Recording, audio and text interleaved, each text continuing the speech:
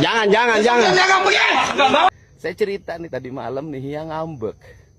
Ngambeknya luar biasa karena ada keinginannya yang tidak mungkin saya penuhi, dan saya punya tradisi daripada memenuhi keinginan yang tidak logis dan kemudian juga bertentangan dengan apa yang ada dalam hati saya cenderung tidak pernah memenuhi keinginan Hyang. Walaupun dia sempat keluar dari kamarnya, melamun di depan rumah, tetapi saya membiarkannya. Setelah itu dia baru menyadari bahwa apa yang dilakukannya salah dan itu membebani ayahnya, dan dia kembali tersenyum dan minta maaf sambil menangis. Itulah cara kita mendidik anak kita. Tak semuanya keinginannya harus kita penuhi, walaupun dia marah, walaupun dia membenci kita pada saat tertentu, pada saat ketika dia marah. Tapi ujungnya anak itu akan mengikuti apa yang kita gariskan, selama yang kita gariskan itu. Bangga pisan ka Bapak aing, bener teh. Kang Deddy Mulyadi ngadidik anakna luar biasa. Lamun kamu andanya mama papa gitu ya, cara mendidik anak anda gitu kan, kalau yang lagi rewel, lagi marah, nggak nurutin apa yang dia mau, cara didiknya kayak gimana ya? Kalau anda ya papa mama tercintaku, coba komen cara mendidiknya gimana sih kalau anda. Hai, temuan KPAI soal siswa dikirim ke barak militer, ada ancaman tak ikut tak naik kelas. Wow. Kok serem tuh, ada ancaman-ancaman segala. Menurut KPAI, ancaman itu datang dari pihak sekolah, terutama dari guru BK. Bagi siswa-siswa yang nakal, kamu nggak ikut ke barak militer, nggak naik kelas kau. Jadi ada beberapa faktor anak yang disebut anak nakal dan dikirim ke barak militer itu, terutama ya anak yang tawuran, anak yang merokok, terus anak yang suka bolos, dan kenakalan-kenakalan yang lainnya, begitu ya. Dan sesuai dari wawancara sampel siswa yang dilakukan oleh KPAI itu, penyimpangan yang terjadi pada siswa-siswa nakal ini kebanyakan itu dari faktor itu ya, keluarga ya. Jadi ada yang memang kedekatan sama keluarga kurang karena pertama pengasuhan orang tua yang tidak benar, ada juga yang memang orang tuanya itu broken home, bercerai, terus tidak tinggal dengan orang tua, terus pola asuh yang salah, atau berada di lingkungan yang memang lingkungannya itu kurang baik ya. Jadi faktor utama penentu kenakalan remaja ini itu adalah faktor keluarga ya. Jadi untuk bapak-bapak, ibu-ibu yang punya anak sekolah, tolong diberikan perhatian khusus bagi anak-anaknya ya. Karena kenakalan ini terjadi faktor keluarga, terutama ya, yang nakal-nakal ini kebanyakan kekurangan figur ayah atau nggak ada figur ayah. Jadi hanya ibunya saja membesarkan, ayahnya ada yang merantau atau memang bercerai seperti itu. Jadi untuk bapak-bapak, ibu-ibu yang punya anak-anak, dijaga betul, dikasih perhatian betul, karena takut nakal ya. Keluarga itu mempengaruhi banget terhadap pertumbuhan mental dan karakter anak ya. Jangan sampai anaknya nakal karena kekurangan kasih sayang ya, gitu ya. Soal ancaman ya udah, itu terserah mereka aja lah ya yang punya kewenangan ya. Saya cuman mengingatkan aja dan ngasih tahu kalau ada berita ini gitu ya. Kalau saya nanti jadi gubernur atau jadi memimpin, saya baru mempunyai kewenangan untuk ini. Sekarang kewenangan saya hanya komentar. Kang Deddy Mulyadi alias KDM mengirim siswa ke barak itu adalah visualisasi kedangkalan. Salam APBN, ambil positif, buang negatif, tonton videonya sampai habis. Video gue kali ini akan sedikit lebih panjang daripada video gue yang sebelum-sebelumnya karena kali ini beneran panjang banget ya, tapi kalian harus nonton sampai habis dan salam APBN. Banyak banget yang request ke gue minta tanggapan terhadap Bapak Rocky Gerung yang mengkritik Kang Deddy Mulyadi. Nih videonya yang ini. KDM, King Deddy Mulyono.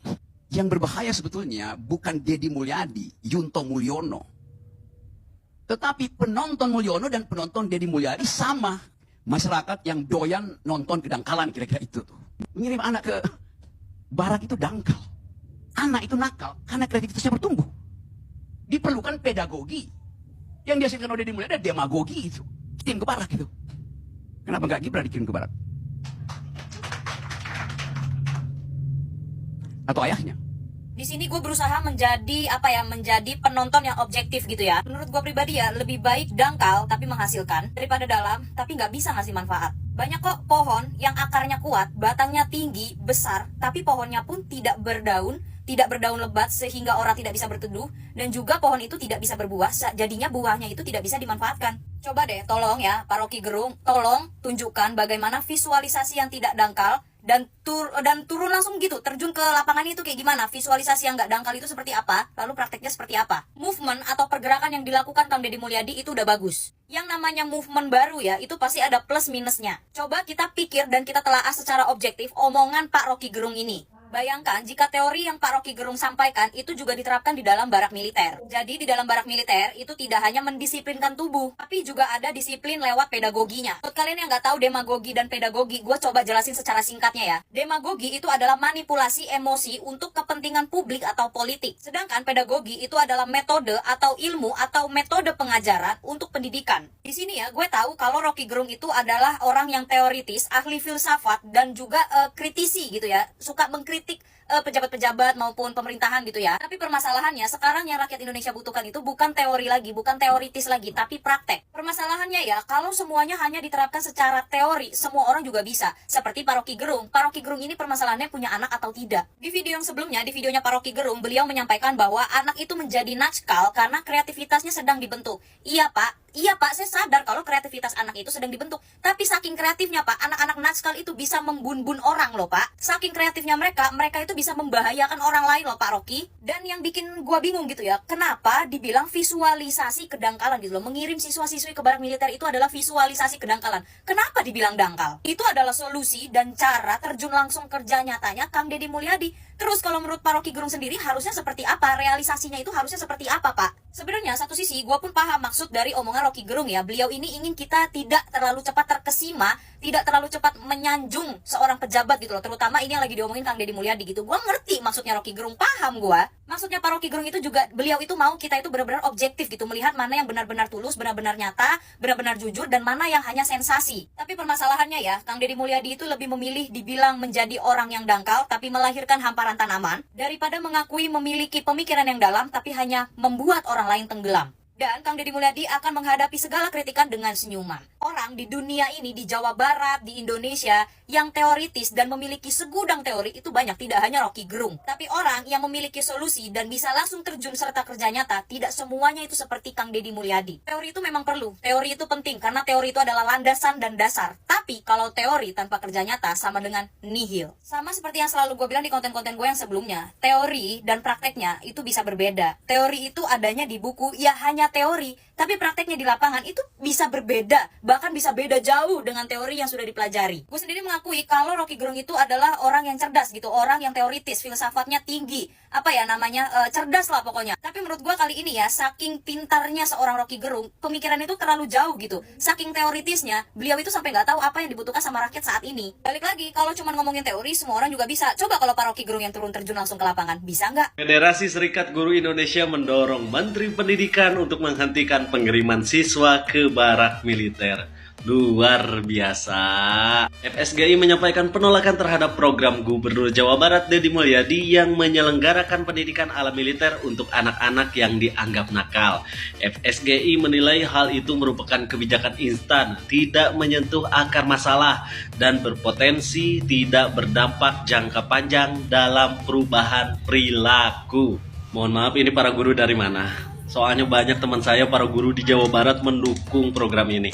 Dan kalau nggak salah, dikirimnya anak-anak ke barak ini kan atas persetujuan orang tua dan guru-guru. Kalau misalkan keduanya tidak mengizinkan, ya anak tidak akan dikirim ke barak. Terus kalian juga meminta Menteri Pendidikan untuk menghentikan pengiriman siswa ke barak dengan alasan tidak memiliki landasan psikologis dan pedagogik yang jelas. Yang jadi pertanyaan, jika kalian menolak, apakah kalian mempunyai solusi untuk menggantikan program siswa nakal dikirim ke barak? Jika punya, kenapa nggak dari dulu kalian menjalankan pendidikan tersebut? Kenapa baru sekarang ketika Kang Deddy Mulyadi fokus mengubah karakter anak nakal menjadi anak yang berguna dan membanggakan orang tuanya? Apakah kalian para guru yang tergabung dalam FSGI ini melihat kemarin anak-anak hasil didikan dari Barak menjadi petugas pengibar bendera di Hari Kebangkitan Nasional dan ditonton oleh jutaan orang serta mengharumkan nama Jawa Barat? Seharusnya kalian yang mengaku guru ini malu karena baik dan buruknya siswa ada turut andil kalian. Jangan selalu menyalahkan orang tua. Ayolah, daripada saling menyalahkan, ayo kita saling berbuat. Orang tua mempunyai metodologi seperti apa, guru seperti apa, dan Gubernur Jawa Barat Kang Deddy Mulyadi mempunyai metodologi dengan mengirimkan anak nakal ke Barak. Tinggal kita lihat metodologi seperti apa yang paling efektif mengubah karakter anak, mengubah para anak yang tadinya nakal, yang tadinya baung, yang tadinya suka tawuran, menjadi anak baik-baik, menjadi anak berguna, bakti kepada orang tua, dan bermanfaat kepada orang lain. Jika KDM melihat masalah, yang terpikir adalah solusi, bagaimana cara penyelesaiannya.